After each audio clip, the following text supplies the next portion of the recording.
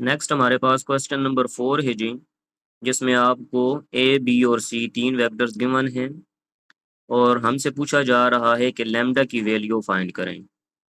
और एक कंडीशन इसके लिए हमें दे दी गई है कि ए माइनस लैम्डा बी जो है वो सी वेक्टर के साथ 90 डिग्री का एंगल बना रहा है, यानी कि A minus lambda B is perpendicular to C.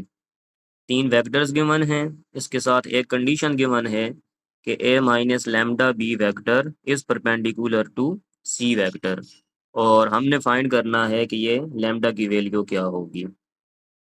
तो क्वेश्चन पर चलने से पहले इसका कॉन्सेप्ट पहले समझ लें। साइड पर आपको नज़र आ रहा है कि अगर ए और बी वेक्टर आपस में परपेंडिकुलर हों, तो हम ये जानते हैं कि जब ए और बी का हम डॉट प्रोडक्ट ओपन करते हैं तो वो होता है ए वेक्टर का मैग्नीट्यूड, बी वेक्टर का मैग्नीट्यूड और साथ में cos थीटा आता है। अब अगर ए और बी परपेंडिकुलर हैं तो इसका मतलब इन दोनों के दरमियान एंगल 90 डिग्री होगा। तो इसमें फिर हम cos थीटा के बजाय cos ऑफ उसका एंगल 90 डिग्री पुट करते हैं, और cos 90 डिग्री पर ज़ीरो होता है। और ज़ीरो जब ए के मैग्नीट्यूड बी के मैग्नीट्यूड से मल्टीप्लाई होगा तो आपको आंसर ज़ीरो मिल जाएगा। यहाँ से आपको एक बहुत यूज़फुल रिजल्ट जो है वो मिल जाता है, जो आगे चलकर बाकी के क्वेश्चंस में भी ये यूज़ होता रहेगा। तो यहाँ से क्या कंक्लूड हम कर सकते हैं? तो हमारा रिजल्ट ये बना यहाँ से कि अगर कोई से दो वेक्टर्स आपस में परपेंडिकुलर हों तो फिर उनका डॉट प्रोडक्ट ज़ीरो के इक्वल हुआ करता है। यही वाला कॉन्सेप्ट हम अपने सवाल में इस्तेमाल करेंगे और उसके साथ हम लैम्डा की वैल्यू तो को फाइंड आउट करेंगे। तो ये बात आपके जहन में रहनी चाहिए कि जब भी कोई से दो वेक्टर्स परपेंडिकुलर हों तो उनका डॉट प्रोडक्ट ज़ीरो के बराबर होता है। या इसको आप इस तरह भी कह सकते हैं, उलट डायरेक्शन में अगर आप इसी चीज़ को लेकर लेकर चलें तो हम ये कह सकते हैं कि जब दो वेक्टर्स का डॉट प्रोडक्ट ज़ीरो होता है तो इसका मतलब ये है कि वो दोनों वेक्टर्स आपस में परपेंडिकुलर हैं। तो चलें जी, अब आते हैं अपने सवाल पर। सवाल में तीन वेक्टर्स दिए गए हैं। ए माइनस लैम्डा बी के बारे में कहा गया है कि ये सी पर परपेंडिकुलर है और लैम्डा की वैल्यू हमने फाइंड आउट करनी है। जब ये कहा गया है हमें गिवन दैट कि A minus lambda B is perpendicular to C, तो इसका मतलब ये हुआ कि ये A minus lambda B vector जो है ये सी वेक्टर के साथ अगर इसका डॉट प्रोडक्ट लिया जाए तो वो आंसर लाजमी तौर पर ज़ीरो के बराबर आ जाएगा, क्योंकि यही चीज़ हमने कॉन्सेप्ट में सीखी है कि जब दो वेक्टर्स परपेंडिकुलर होंगे तो उनका डॉट प्रोडक्ट ज़ीरो हो जाएगा। तो यहाँ पर कौन से दो वेक्टर्स आपस में परपेंडिकुलर हैं? तो एक वेक्टर है ए माइनस लैम्डा बी और दूसरा वेक्टर है C. These two vectors are perpendicular to each other, this implies that their dot product must be equal to 0। तो अब हमारे पास ये जो इक्वेशन आ गई है a minus lambda B dot C equal to 0, इसमें a वेक्टर, b वेक्टर और c vector ऊपर से जो वैल्यूज़ दी गई हैं बस उनको यहाँ पर पुट कर दें। तो a वेक्टर की जगह उसकी value i minus 3j+4k put कर दी है। दूसरे नंबर पर देखा जा सकता है कि बी वेक्टर के साथ माइनस लैम्डा मल्टीप्लाई हो रहा है। तो इसको अच्छे से समझें कि बी वेक्टर के साथ एक तो आपने उसके हर कंपोनेंट के साथ लैम्डा को मल्टीप्लाई कर देना है, और दूसरे नंबर पर यह काम करना है क्योंकि इसके साथ नेगेटिव का साइन आ रहा है तो जहां पर बी वेक्टर में प्लस है उसका साइन नेगेटिव कर देंगे और जहां पर नेगेटिव है उसको हम प्लस कर देंगे। तो ये देखें आगे 7i+ का लिखा हुआ था, जब माइनस लैम्डा से मल्टीप्लाई हुआ तो -7 लैम्डा i हो गया। -9j+ का था, वो माइनस लैम्डा से मल्टीप्लाई हुआ तो +9 लैम्डा j हो गया। Similarly next term -lambda k बन गई। इसके बाद डॉट लगाएंगे और फिर जो सी वेक्टर है उसकी वैल्यू ऊपर से 3i - 2j + 5k पुट करेंगे और ये सारा रिजल्ट किसकी इक्वल है? 0 के। अब जो पहली ब्रैकेट है उसमें हमें आई कंपोनेंट वाली दो वैल्यूज नज़र आ रही हैं। आई लिखा हुआ है फर्स्ट नंबर पर और फिर अगर आप आगे चल के देखें तो -7 लैम्डा i भी लिखा हुआ है। इन दोनों में से आई कंपोनेंट को कॉमन ले लें, बाकी वैल्यूज इसकी लिख लें। इसी तरीके से जे वाली दो वैल्यूज़ हैं, उनमें से जे को कॉमन लें, रिमेनिंग वैल्यूज़ को एज इट इज़ लिख दें। और आखिर में के वाली भी दो वैल्यूज़ हैं, उनमें से के यूनिट वेक्टर को आप कॉमन ले लें, बाकी वैल्यूज़ लिखें। और फिर सी वेक्टर उसी तरीके से विच इज़ इक्वल टू 0। अब यहाँ पर दो वेक्टर्स लिखे हुए हैं और उनका डॉट प्रोडक्ट लेना है, और हम ये अच्छे से जानते हैं कि दो वेक्टर्स का डॉट प्रोडक्ट किस तरीके से लिया जाता है। तो सिंपली हमने इनके आई कंपोनेंट्स का आपस में डॉट प्रोडक्ट कर लेना है, उनको आपस में मल्टीप्लाई करना है। जे कंपोनेंट्स को आपस में और के को आपस में। तो यही काम किया गया। जो फर्स्ट ब्रैकेट है उसमें आई कंपोनेंट के साथ, आई यूनिट वेक्टर के साथ 1 - 7 लेमडा आ रहा है, और सेकंड में आई के साथ 3 है, तो ये दोनों आपस में मल्टीप्लाई हो गए। इसी तरीके से जे वाले कंपोनेंट्स को आपस में मल्टीप्लाई किया और के को आपस में। अब ये आपके पास जो पूरी एक इक्वेशन आ गई है, इसमें 3 पहली ब्रैकेट से मल्टीप्लाई है, उसको ओपन कर दिया, -2 को 9 लेमडा -3 से मल्टीप्लाई कर दिया, +5 को 4 लेमडा से मल्टीप्लाई किया। ये सारी आपके पास वैल्यूज़ आ गई। यहाँ पर कुछ वैल्यूज़ ऐसी हैं जिनमें लेमडा आ रहा है, कुछ ऐसी हैं जो लेमडा के बगैर हैं। तो आपस में उनको सोल्व कर लिया। नंबर जब सारे आपस में सोल्व किए तो उसका रिजल्ट 29 मिला हमें, और लेमडा वाली वैल्यूज़ आपस में सोल्व की हैं तो वो -44 आ गया है। हमें लेमडा की वैल्यू चाहिए। सो जब लेमडा को दूसरी साइड पर शिफ्ट करेंगे तो उधर जाके ये +44 हो जाएगा, और फिर 44 को 29 से डिवाइड कर देंगे तो हमें लेमडा की वैल्यू मिल जाएगी। तो यही हमारी वो रिक्वायर्ड वैल्यू थी जो हमने फाइंड करनी थी, कि लेमडा इक्वल्स टू 29/44, और ये लेमडा की वो वैल्यू है जिसके लिए a minus lambda B vector जो है वो सी के परपेंडिकुलर है। नेक्स्ट इसी का सेकंड पार्ट है जो पेपर पॉइंट ऑफ व्यू से बहुत इंपॉर्टेंट क्वेश्चन है, जिसमें यह कहा जा रहा है कि show that the angle between any two diagonals of a cube is cos inverse 1/3। ये प्रूव है एक, जिसमें यह कहा जा रहा है कि आप ये साबित करें, ये प्रूव करें कि किसी भी क्यूब की के जो दो डायगोनल्स होते हैं वो जो आपस में एंगल बना रहे होते हैं वो cos इनवर्स 1/3 के इक्वल होता है। तो कोई भी एक क्यूब, उसके दो डायगोनल्स, उनके दरमियान वाला जो एंगल होगा वो हमने प्रूव करना है कि वो किसके बराबर होता है, cos इनवर्स 1/3 के। तो साइड में फिगर एक बनी हुई है जिसमें हमने एक क्यूब जो है वो ड्रा किया है, और ये जो क्यूब होता है ये 3 डायमेंशनल फिगर है, इसलिए इसके लिए हम जो एक्स वाई और जेड एक्सेस हैं ये ड्रा करते हैं, ये स्पेस में ड्रा किया जाता है। तो यहाँ पर देखा जा सकता है कि हमने एक्स वाई जेड जो है अपने कोऑर्डिनेट एक्सेस यहाँ पर लिए हैं, और उसमें हमने एक जो है वो क्यूब ड्रा कर दिया है। और क्यूब में डिफरेंट पॉइंट्स जो होते हैं, वर्टिसेस जिसके हैं वो हमने मार्क किए हैं, जो कि आपको ओ ओरिजिन है जिसके कंपोनेंट्स आपके पास 0 0 0 हैं। इसका मतलब ये है कि जब हम ओरिजिन की बात करते हैं तो यहाँ पर एक्स की वैल्यू भी 0 है, वाई की वैल्यू भी 0 है, और जेड की वैल्यू भी 0 है। ये ऑर्डर पेयर के अंदर जो आपको 3 3 नंबर नज़र आ रहे हैं, इसमें फर्स्ट वैल्यू जो होती है वो एक्स के लिए एक्स को रिप्रेजेंट करती है, सेकंड वैल्यू वाई को रिप्रेजेंट कर रही होती है, और थर्ड वैल्यू जेड को। क्योंकि हम ओरिजिन पर हैं तो हम जानते हैं ओरिजिन के ऊपर एक्स वाई और जेड तीनों एक्सेस की वैल्यू 0 होती है, इसलिए यहाँ पर जो ओरिजिन के कंपोनेंट्स लिखे गए हैं वो आपके पास 0 0 एंड 0 लिखे गए हैं।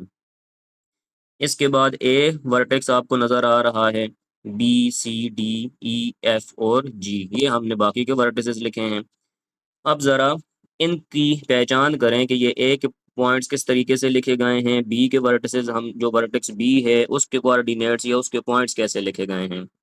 तो हम ये सपोज कर रहे हैं कि ये जो क्यूब है इसकी जो एक साइड की लेंथ बनती है वो हमारे पास ए के इक्वल आती है। क्यूब वो फिगर होती है जिसकी सारी साइड्स बराबर होती हैं, तो हमने एक साइड को इसकी सपोज कर लिया है कि वो उसकी लेंथ जो है वो ए के इक्वल आती है। अब ज़रा अगर आप अपने ए वर्टेक्स को देखें तो ये क्लियरली आपको नज़र आ रहा है कि ये ए वर्टेक्स एक्स एक्सिस के ऊपर आ रहा है। तो जब कोई वैल्यू किसी भी पर्टिकुलर एक्सेस के ऊपर आ रही हो तो फिर उस एक्सेस ही की वैल्यू बस हुआ करती है, बाकी की वैल्यूज वहाँ पर 0 हो जाती हैं। तो अगर आप ए के पॉइंट्स को देखेंगे तो आपको इसमें ए 0 एंड 0 लिखा हुआ नज़र आ रहा है।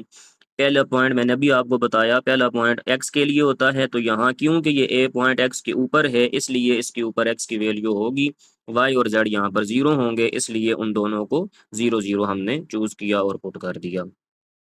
इसी तरीके से अगर आप बी वर्टेक्स को देखें तो बी वर्टेक्स ना एक्स एक्सिस के ऊपर आ रहा है ना वाई एक्सिस के ऊपर है, बल्कि ये एक्स और वाई प्लेन में आ रहा है। यानी कि इसको आसान लफ्ज़ों में आप यूँ कह सकते हैं कि ये एक्स और वाई एक्सिस के ऊपर आ रहा है, उसके दरमियान आ रहा है। तो इसमें एक्स वाली वैल्यू भी शामिल होगी और वाई वाली वैल्यू भी शामिल होगी, लेकिन इसमें जेड की वैल्यू 0 होगी, इसलिए बी के कंपोनेंट्स में हमने ए और 0 लिखा। इसी तरीके से सी के वर्टेक्स को देखें, सी पॉइंट को, तो सी पॉइंट क्योंकि वाई एक्सिस के ऊपर आ रहा है इसलिए उसमें जस्ट वाई वाली वैल्यू होगी, एक्स और जेड दोनों ज़ीरो होंगे, इसलिए सी को हमने लिखा है 0 ए एंड 0। इसके बाद डी पर चलें तो डी वाई और जेड के दरमियान आ रहा है, इसमें वाई और जेड की वैल्यू है और एक्स की वैल्यू कोई नहीं है। आगे ई पर चलें तो ई जेड एक्सिस के ऊपर आ रहा है, इसमें एक्स और वाई दोनों ज़ीरो हैं, जेड आपके पास जो वैल्यू है उसकी वैल्यू ए लिखी हुई है। इसी तरीके से एफ पर आएँ तो जो एफ पॉइंट है वो एक्स और जेड एक्सिस में लाई कर रहा है, लिहाजा इसमें एक्स की वैल्यू होगी, जेड की वैल्यू होगी, वाई की वैल्यू 0 होगी। और इसके बाद लास्ट में जो जी हमारा पॉइंट है ये स्पेस में होता है और ये एक्स वाई और जेड तीनों ही की वैल्यू इसके ऊपर आपको मिलती हैं, इसलिए इसके कंपोनेंट्स में तीनों वैल्यूज़ जो हैं, एक्स की भी ए है, वाई भी ए है और जेड भी यहाँ पर ए है। तो ये हमने सबसे पहले इस चीज़ को समझा कि ये पॉइंट्स क्या हैं या ये किस तरीके से लिए गए हैं। अब आते हैं जी इसके प्रूफ पर। तो हमने लिखा the diagonals of the cube are O G and A D. जो इसके डायगोनल्स हमने लेने हैं और ये प्रूव करना है कि इसके दो डायगोनल्स के इन बिटवीन एंगल जो है वो cos इनवर्स 1/3 बनता है। वो डायगोनल्स कौन कौन से हमने ले लिए, तो हमने कहा जी एक इसका डायगोनल ओरिजिन से लेकर जी वर्टेक्स तक है, ओ जी हो गया, और एक इसका डायगोनल जो है वो ए से लेकर डी तक हमने ले लिया। अब इन दोनों के दरमियान का एंगल हमने बताना है। अब ये क्वेश्चन जो है एंगल फाइंड करने वाला, ये इसी एक्सरसाइज के क्वेश्चन नंबर 2 में हम काम करके आ चुके हैं कि जब आपको दो वेक्टर्स पता हों तो उसके दरमियान आप एंगल कैसे फाइंड करते होते हैं। तो अप्रोच सारी वही रहेगी, जस्ट यहाँ पर आपके पास किस किस के दरमियान आपने एंगल फाइंड करना है, तो ओ जी के और ए डी के। तो आपको ये पता हो कि ओ जी वेक्टर क्या है और ए डी वेक्टर क्या है, ये दोनों वेक्टर्स आपको मिल गए, तो फिर आप A dot B equals to A B cos theta वाले फार्मूले को दोबारा यूज़ करेंगे और उसी तरीके से एंगल तक पहुंचेंगे। तो सबसे पहले ओ जी को आपने फाइंड करना है।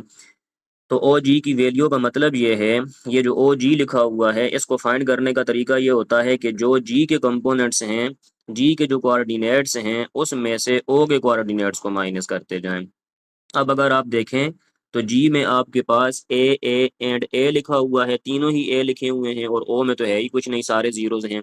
इसका मतलब ये आपके पास ए-0 ए-0 ए-0 जब होगा तो ए ही बचता जाएगा, तो ओ जी आपको मिल गया है कि जिसमें आपके पास एक्स की वैल्यू भी ए है, वाई भी ए है और इसी तरीके से जेड की वैल्यू भी आपके पास ए के बराबर है। ये जो आपके पास ऑर्डर पेयर में लिखा हुआ है ए और ए की फॉर्म में, इसको अगर आप वेक्टर की शक्ल में लिखना चाहें तो आप इसको लिख सकते हैं। आप ऐसे इसको लिखेंगे कि जो ओ जी वेक्टर है वो आपके पास इक्वल आ गया है, ए के साथ आई यूनिट वेक्टर लगाएंगे, फिर प्लस का साइन लगाएंगे, फिर ए के साथ जे यूनिट वेक्टर लगाएंगे, फिर प्लस का साइन लगाएंगे और फिर लास्ट में ए के साथ के यूनिट वेक्टर लगा देंगे। अब दूसरा जो डायगोनल था वो हमने उसको ए डी का नाम दिया था, अब इसको फाइंड करना है। तो ए डी को फाइंड करने का तरीका ये होगा कि डी में से ए के पॉइंट्स को आपने सबट्रैक्ट करते जाना है।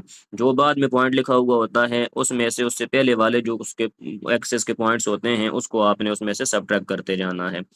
तो डी के पॉइंट्स आपके पास जो हैं वो आपके पास, क्योंकि डी आपका पॉइंट वाई और जेड प्लेन में आ रहा है, तो इसमें आपके पास वाई और जेड की वैल्यू है, एक्स की वैल्यू 0 है, तो 0 ए और ए में से आपने ए के पॉइंट्स को निकालना है और ए आपका जो वर्टेक्स है वो एक्स एक्सिस के ऊपर आ रहा है, तो यहाँ पर जस्ट एक्स की वैल्यू है, बाकी वैल्यू 0 है। तो जब आप 0 में से ए को माइनस करेंगे तो माइनस ए बच जाएगा, फिर ए में से 0 ए आएगा, फिर ए में से 0 तो ए आएगा।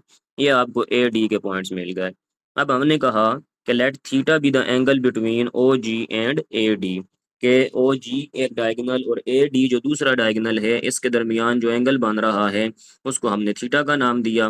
तो फिर फार्मूला cos थीटा का हमने यूज़ किया कि cos थीटा इक्वल होता है ओ जी डॉट ओ डी। दोनों जो वेक्टर्स हैं जिनके दरमियान आपने एंगल फाइंड करना है उनका डॉट प्रोडक्ट लें और इसको डिवाइड कर दें उन्हीं दोनों वेक्टर्स के मैग्नीट्यूड लेकर। तो ओ जी का magnitude multiplied by O D का मैग्नीट्यूड डिनोमिनेटर में आ गया।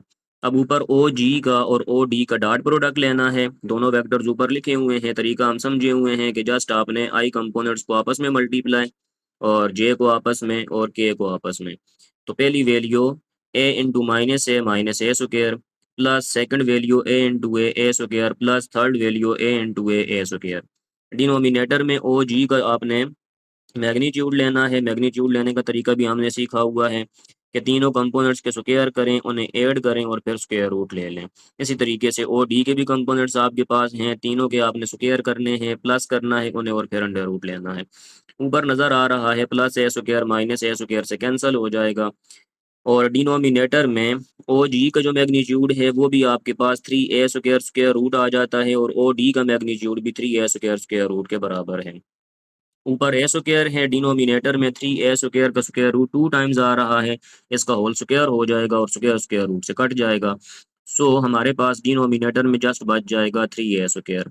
ऊपर ए स्क्वायर बटे वाले ए स्क्वायर से कैंसिल होगा, तो हमारे पास बाकी बच जाएगा cos theta equals to 1/3। Theta की वैल्यू आपको मिलेगी cos इनवर्स 1/3।